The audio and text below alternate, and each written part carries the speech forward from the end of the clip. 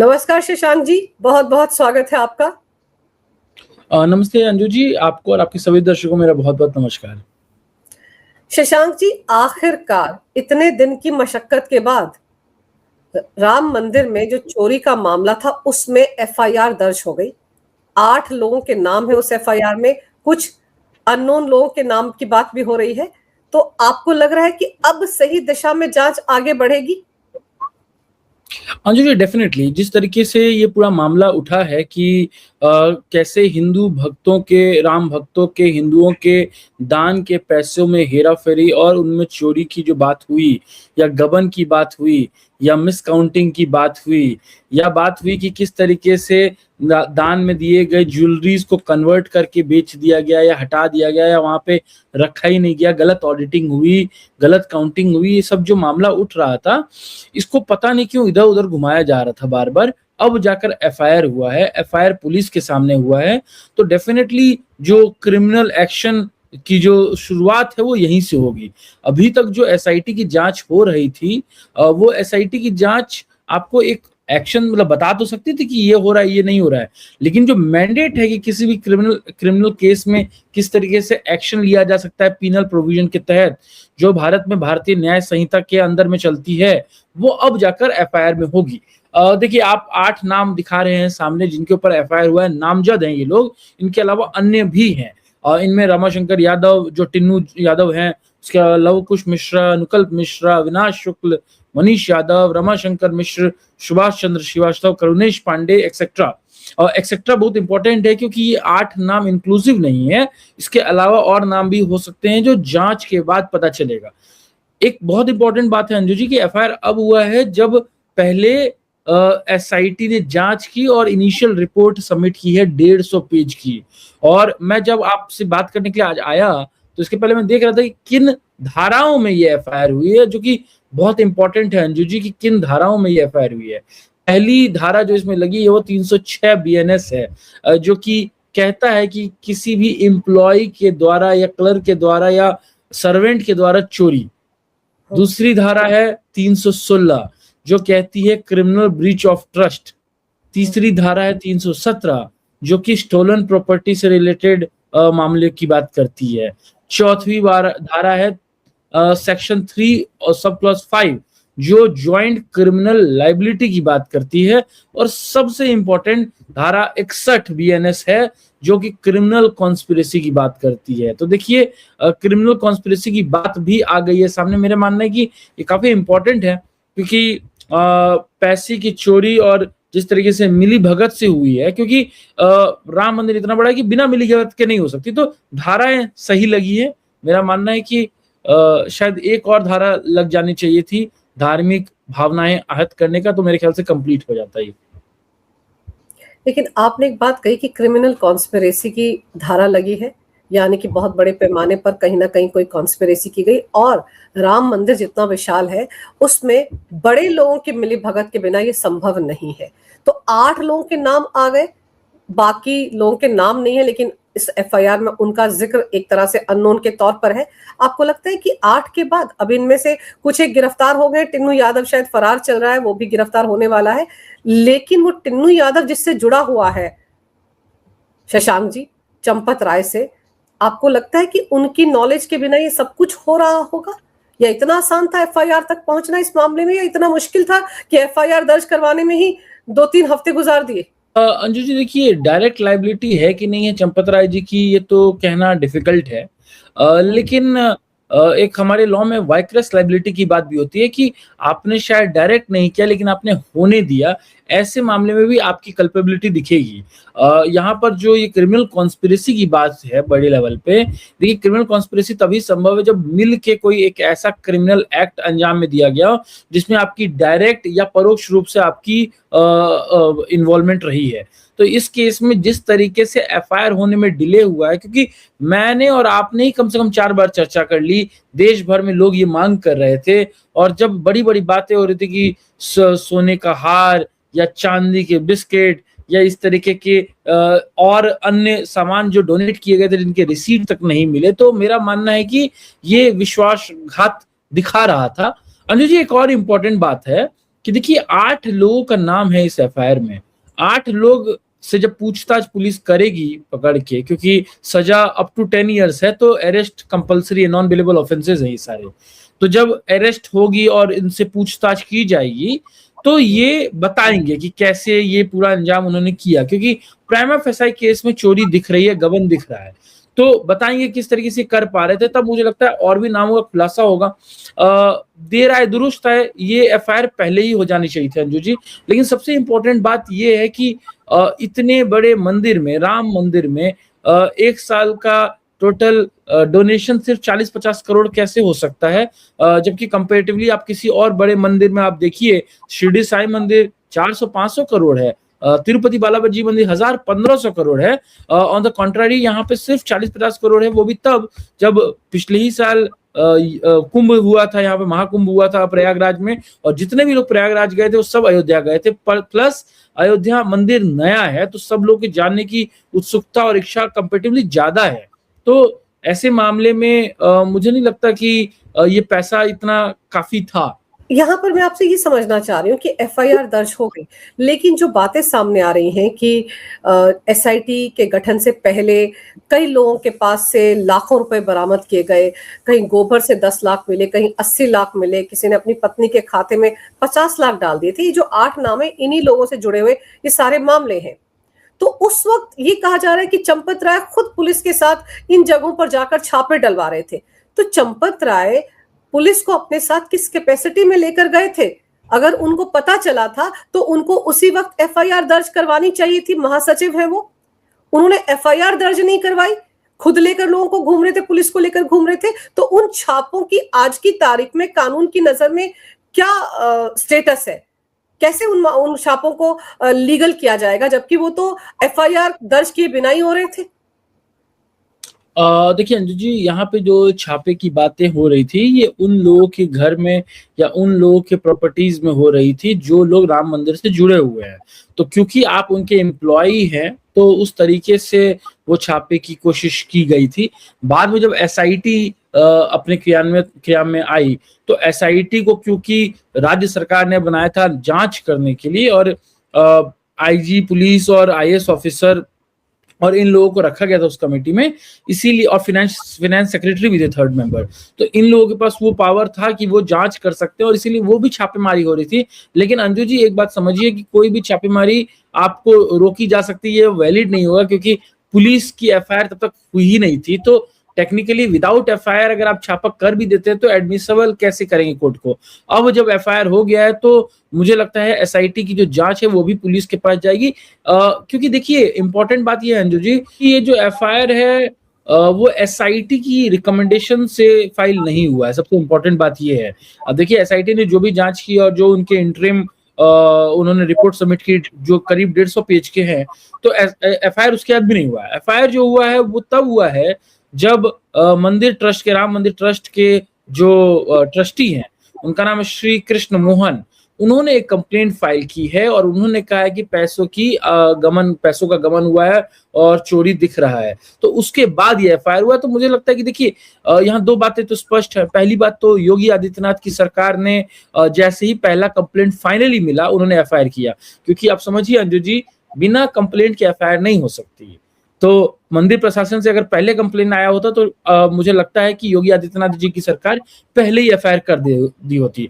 क्योंकि कंप्लेंट नहीं आया लेकिन मांगे उठने लगी, तो योगी आदित्यनाथ ने एक एसआईटी का गठन किया जो ये जांच कर रही थी, और उनके रिकमेंडेशन पे प्रोबेबली एफआईआर होती। लेकिन यहाँ मंदिर प्रशासन के ट्रस्टी की तरफ से जो ये कंप्लेंट आया, अब एफआईआर हुई है। अंजू जी, एक और बात मुझे पता चली, आप चीफ मिनिस्टर की बात यहाँ कर रहे हैं हम, योगी आदित्यनाथ की।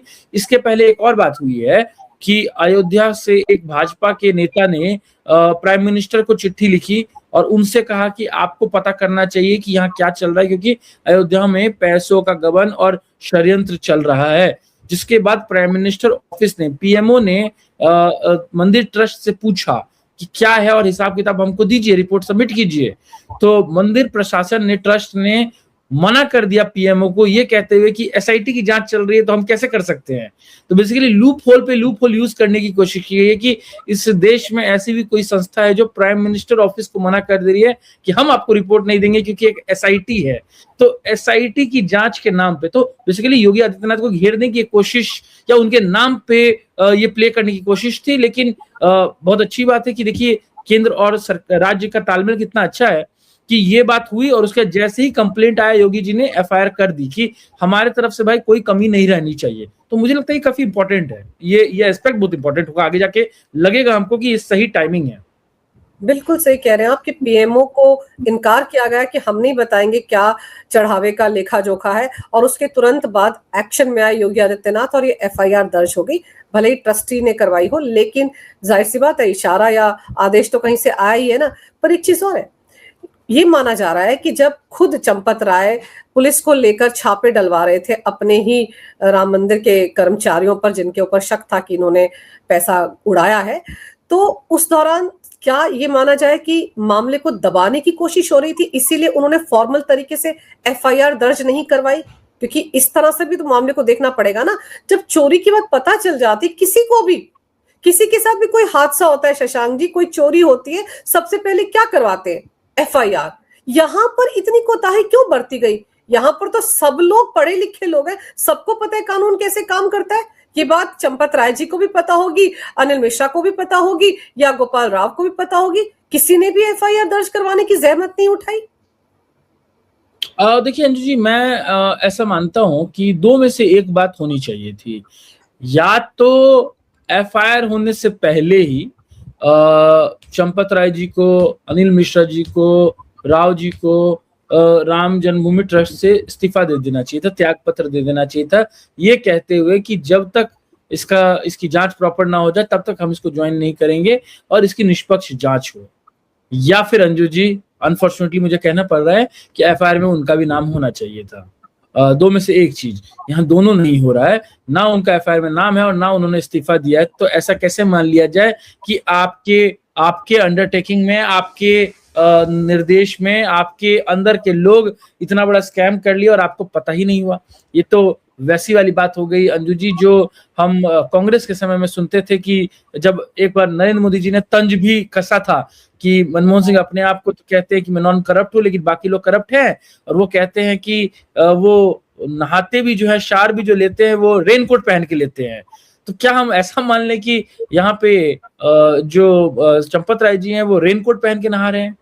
क्योंकि इसके अलावा तो और कुछ नहीं होता है। अगर 150 पेज की इतनी डिटेल्ड रिपोर्ट है एसआईटी की, या आज एफआईआर हो रहा है जिसमें कि चोरी, आपराधिक विश्वासघात, आपराधिक षड्यंत्र के तहत मामला दर्ज हुआ है 8 लोगों के अगेंस्ट में, और वो भी तब जब इतने सारे लोग इतने सारे दिनों से बात कर रहे थे, तो मेरा मानना है कि इनको इस्तीफा तो जरूर दे देना चाहिए था, इनको छोड़ देना चाहिए था अपना पोस्ट। लेकिन अनफॉर्चुनेटली सोचिए, राम मंदिर, राम भगवान राजा बनने वाले थे और एक अपनी माँ के कहने पे उन्होंने राजभार छोड़ के वनवास ग्रहण कर लिया 14 साल के लिए, और यहाँ पे उनके मंदिर के लोग, उनके मंदिर को संभालने वाले लोग आज अपने पद को छोड़ने के लिए तैयार नहीं, जब इतने कठोर और इतनी बड़ी बड़ी बातें उनके अगेंस्ट में की जा रही है। तो बहुत बहुत बहुत अनफॉर्चुनेट है। और बहुत इंपॉर्टेंट बात है कि एसआईटी में भी कोई उनके फेवर में कोई बात नहीं आई है अभी तक। पर क्या ये माना जाए कि एफआईआर तो हुई इतने दिन के बाद, लेकिन आधी अधूरी हुई? क्योंकि लोगों को एफआईआर में 8 लोगों के नाम देखने के बाद तो ये लगेगा ना कि शायद बड़ी मछलियों को बचा लिया गया है और छोटियों को फंसा दिया गया है। क्या ये 8 के 8 इतने बड़े थे कि इतने बड़े बड़े अधिकारियों के रहते हुए, इतने बड़े बड़े ट्रस्टीज के रहते हुए वो अपना खेल कर सकते थे? नहीं अंजू जी, देखिए वो लोग अपना खेल कर सकते थे कि नहीं कर सकते थे, ये तो बाद की बात है। अभी तो सबसे पहला क्वेश्चन है कि प्राइमा फेसाई क्या दिख रहा है। मैं तो अगर नॉर्मल तरीके से अगर इसको देखूं तो मैं तो यही सोचूंगा कि अगर कर भी रहे थे तो पॉसिबल कैसे है। दूसरी बात कि वहां कैमरास क्यों नहीं है? क्या आपको नहीं पता था कि इस तरीके की मांग, इस तरीके की बातें उठ सकती हैं कल को? क्या आपको ये नहीं पता था कि राम मंदिर के ऊपर में पहले भी कई बार इस तरह की टिप्पणियां की जा चुकी हैं कि विश्व हिंदू परिषद जो कार सेवा और ये सब कर रहा है वो पैसे खाता है। तो वो सारे आरोप तो झूठे थे, लेकिन वो साबित इसलिए नहीं हो पाए क्योंकि आप हमेशा से क्लियर रहे अपने स्टैंड पे, ट्रांसपेरेंट रहे अपने पैसों को लेके। इस बार वैसा क्यों नहीं किया गया अंजू जी? और देखिए अनफॉर्चुनेटली है कि लास्ट होते होते अभी पिछले 2 दिन से हम देख रहे थे कि विश्व हिंदू परिषद भी एफआईआर की मांग करने लगा था। प्राइम मिनिस्टर ऑफिस मांग रहा है रिपोर्ट, और यहाँ पे सिर्फ टाल मोल गलोल की बातें की जा रही है। राज्य सरकार अंजू जी, देखिए मैं इसमें 100 पॉइंट दूंगा योगी आदित्यनाथ जी को। राज्य सरकार तब तक एफआईआर नहीं कर सकती जब तक उनके पास ऑफिशियल कंप्लेंट ना हो।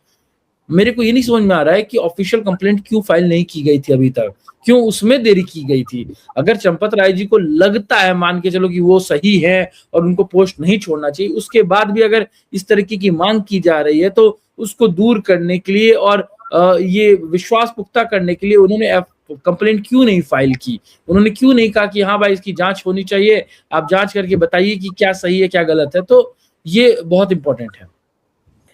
और सबसे इम्पोर्टेंट चीज़ ये भी है शशांक जी, कि आपको याद होगा कि जब ये मामला सामने आया था, तो उस वक़्त बाकायदा 12 जून की बात है, उस दिन चंपत राय जी ने एक वीडियो बनाया था और उस वीडियो में ये दावा किया था कि ऐसी कोई गड़बड़ी की बात नहीं है।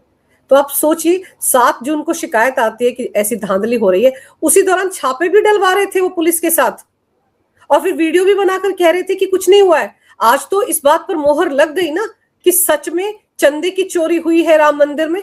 अब तो कोई इसको नकार नहीं सकता। अब तो चंपत राय भी खुद कुछ नहीं बोल सकते, क्योंकि जिस मुंह से उन्होंने ये कहा था कि कोई गड़बड़ी नहीं हुई, अब उस मुंह से कैसे कहेंगे कि हाँ चंदे में चोरी हुई? और उनका ही करीबी टिन्नू यादव पकड़ा जाने वाला है, गिरफ्तार होने वाला है। नहीं, बिल्कुल सही बात है। देखिए इनफैक्ट ये छापे वाली बात है, इसका मतलब देखिए छापा आप तभी मारेंगे जब आपको भी डाउट हो, और अगर आपको डाउट है तो आपने एफआईआर क्यों नहीं लिखा है? सिंपल हिसाब किताब है इस बात का। इसके पहले भी अगर अंजू जी आपको याद हो तो श्री राम जन्मभूमि ट्रस्ट के जो अध्यक्ष हैं नृपेंद्र मिश्रा, उन्होंने एक बहुत बड़ा खुलासा किया था। उन्होंने एनडीटीवी से बात करते हुए ये कहा था कि सीसीटीवी फुटेज में गिनती में लगा एक कर्मचारी नोटों की गड्डियों को बॉक्स में न डाल के अपने पास ही रखता दिख रहा है। सोचिए, उन्होंने ये भी कहा कि चढ़ावे में कब से चोरी हो रही है इसका अंदाजा लगाना भी मुश्किल है, लेकिन साथ में उन्होंने क्लीन चिट दे दी चंपत राय को। तो ये जो इंटरव्यू हुआ था ये आज से 1 हफ्ता पहले हुआ था। मैं कहता हूं कि 1 हफ्ते पहले तक चंपत राय जी के प्रति जो हमारे मन में एक श्रद्धा थी, हमारे मन में एक रेस्पेक्ट था, वो कंपेटिवली आज उसको धक्का पहुंचा है। 1 हफ्ते पहले उनके पास ऑप्शन था कि वो या तो एफआईआर कर ले खुद कंप्लेन देते या तो वो इस्तीफा देते।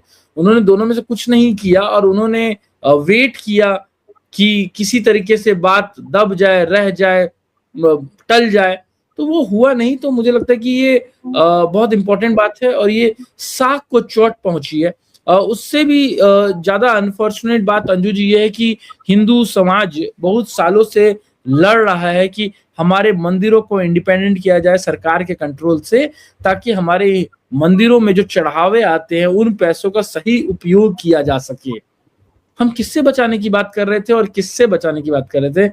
अगर हमारे हिंदू समाज के लोग ही इस तरीके का दुष्कृत करेंगे तो हमको कैसे ये राहत मिल सकती है? कम से कम राज्य सरकारें हर 5 साल क्या जाती तो हैं, या चुनाव में तो एटलीस्ट जाती हैं। यहाँ पे तो ये लोग ना जाने का नाम ले रहे हैं, ना कंप्लेंट की बात कर रहे हैं, ना एफआईआर की बात कर रहे हैं।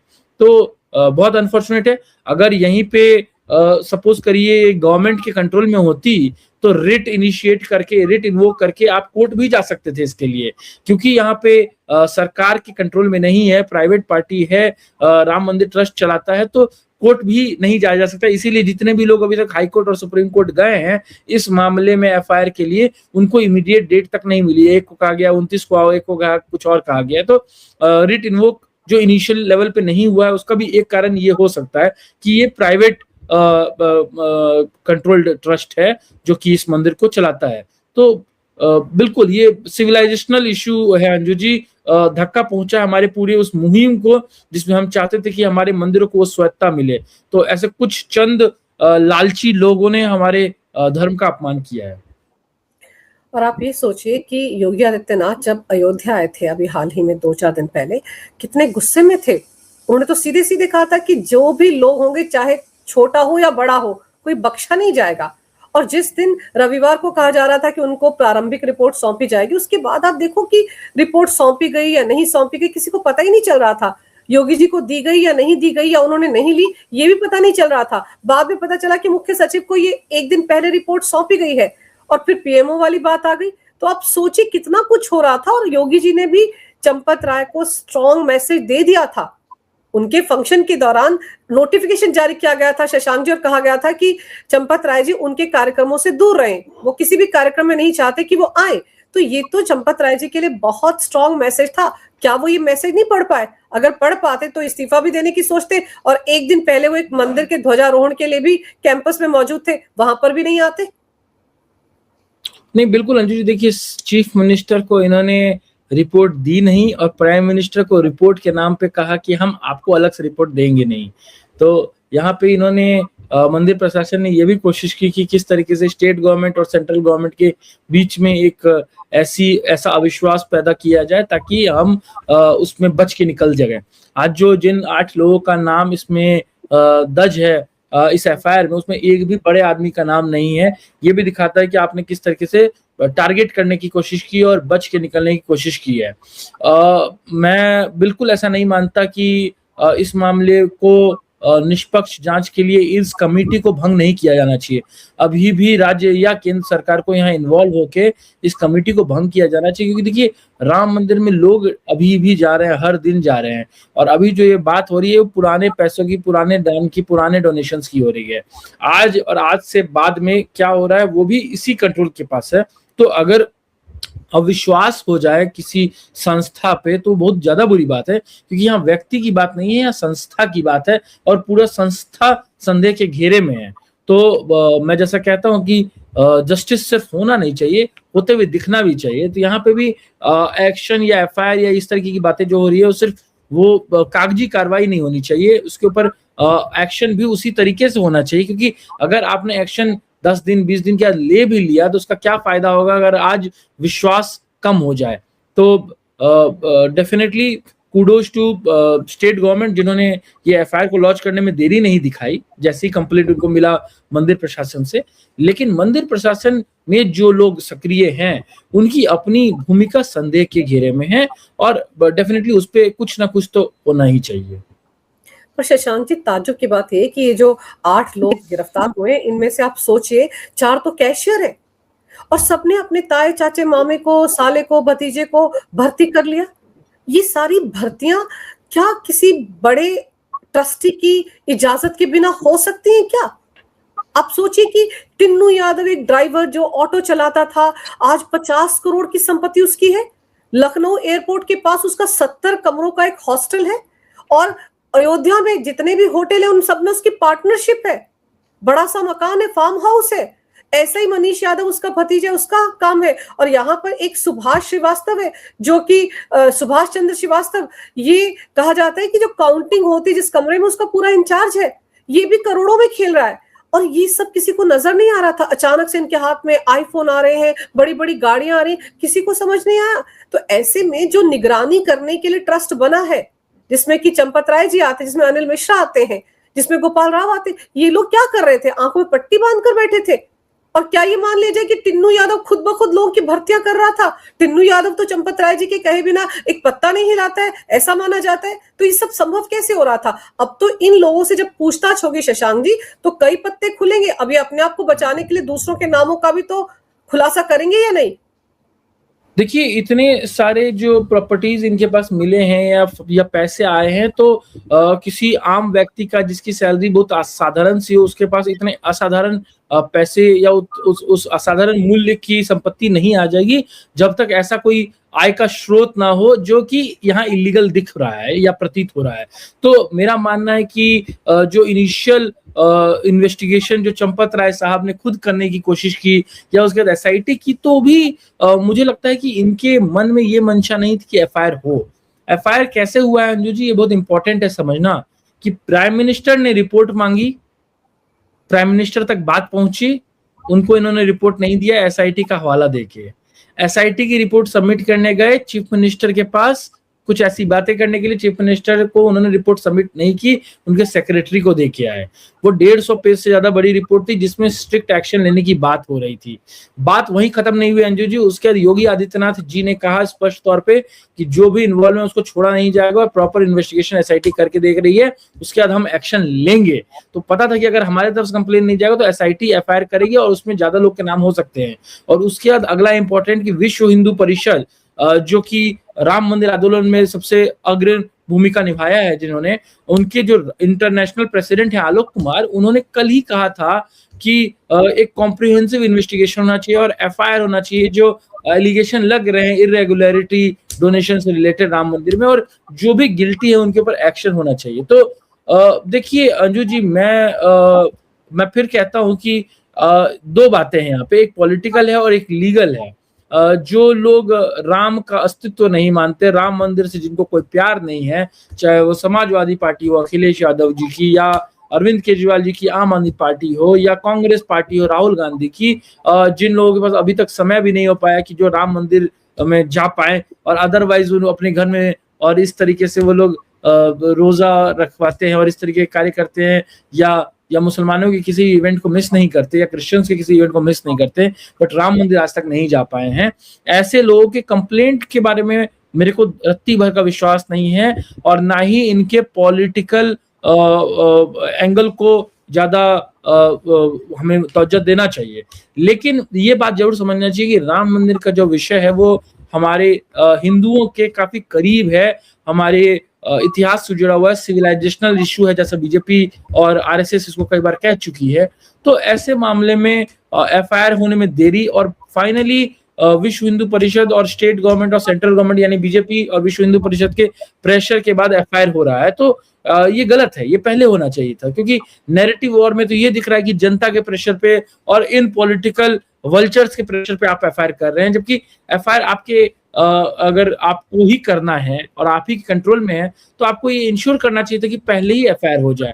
ये जांच हो रही है, एसआईटी जांच कर रही है, गोपनीय रखी जा रही है चीजें, छापे मारे जा रहे हैं, पैसे की बातें हो रही है, और अब तो इंटरव्यूज आने लगे हैं उन लोगों के जिसमें सिंधी कम्युनिटी जो कश्मीर में है वो कह रहा है कि उन्होंने 1.5-2 करोड़ के चांदी के ब्रिक्स डोनेट किए थे, जिनका रिसीट उनको आज तक नहीं मिला, जिनकी आज की वैल्यू 7-8 करोड़ है चांदी का, क्योंकि रेट बढ़ गया है। ऐसे ही एक साउथ के व्यक्ति हैं, उन्होंने रामलला का एक मूर्ति गिफ्ट किया था, सोने चांदी हीरो जवाहरात से मिला हुआ, उसका रिसीट उनको नहीं मिला, और आप पता भी नहीं कि वो मूर्ति कहाँ रखी हुई है। चलन पादुकाओं की बात हो रही है, वो पता नहीं कहाँ है। तो इतना ज्यादा गड़बड़ झोल हो रखा है कि देखिए अभी भी मैं कहता हूँ अंजू जी, बहुत देर नहीं हुई है। राज्य सरकार और केंद्र सरकार के पास ये अपॉर्चुनिटी है, दोनों भाजपा है, ये लोग प्रॉपर जांच कराएं, क्योंकि कल को कोई ये वामपंथी या इस्लामिस्ट व्यक्ति या इनके वकील सुप्रीम कोर्ट या हाई कोर्ट पहुंच गए, जिनको अदरवाइज राम के मंदिर से कोई इंटरेस्ट नहीं है, राम भगवान से कोई इंटरेस्ट नहीं है, लेकिन हिंदुओं को धूमिल करने के लिए, हिंदुओं की छवि खराब करने के लिए, राम मंदिर की प्रतिष्ठा पे सवाल उठाने वाले लोग अगर कोर्ट पहुंच गए और कोर्ट ने एसआईटी की जांच कर दी या कोई एक ऐसा इन्वेस्टिगेशन ऑर्डर कर दिया, तो आप क्या करेंगे? अंजू जी देखिए, राज्य सरकार ने अपना काम कर दिया कि एफआईआर कर दी है, तो क्यों नहीं राज्य सरकार अगला काम करती है कि सीबीआई का रिक्वेस्ट करती है सेंटर से, और सेंटर सीबीआई भेज देती है। सीबीआई दिल्ली पुलिस के अंदर आती है, दिल्ली पुलिस काफी स्ट्रांग है मानी जाती है, इसलिए सीबीआई जैसी स्पेशल एजेंसी उनके अंदर बनाई गई है। यहाँ डेफिनेटली होना चाहिए, और एक और सेक्शन होना चाहिए कि किस तरीके से धार्मिक भावनाएं आहत करने की कोशिश की गई है। बिल्कुल बिल्कुल, धार्मिक भावनाओं को आहत किया गया है, और अगर ट्रस्ट के ट्रस्टी कृष्ण मोहन को ही एफआईआर दर्ज करवाने के लिए जाना था तो पहले क्यों नहीं गए? सवाल ये है, आपने इतना वक्त क्यों लगाया? क्या किसी को बचाने के लिए या मामले को दबाने के लिए? सब कुछ ट्रस्ट कर रहा था। आज योगी आदित्यनाथ ने तो पहले ही साफ कर दिया था कोई नहीं बचेगा, और अब जिस तरह के हालात में एफआईआर दर्ज करवाई है योगी आदित्यनाथ ने, उनकी सरकार ने, तो उससे साफ है कोई बचने तो नहीं पाएगा। लेकिन एफआईआर में जो नाम होने चाहिए थे, जो सबको लग रहा था होते, वो एफआईआर में नाम नहीं है, बल्कि उनके आगे काम करने वाले कर्मचारियों के ही नाम है। तो मुझे ये लग रहा है कि अभी 8 लोग गिरफ्तार हुए, अन्य के नाम भी एफआईआर में कहा जा रहा है। वो अन्य कौन है? क्या वो बड़ी मछलियां हैं?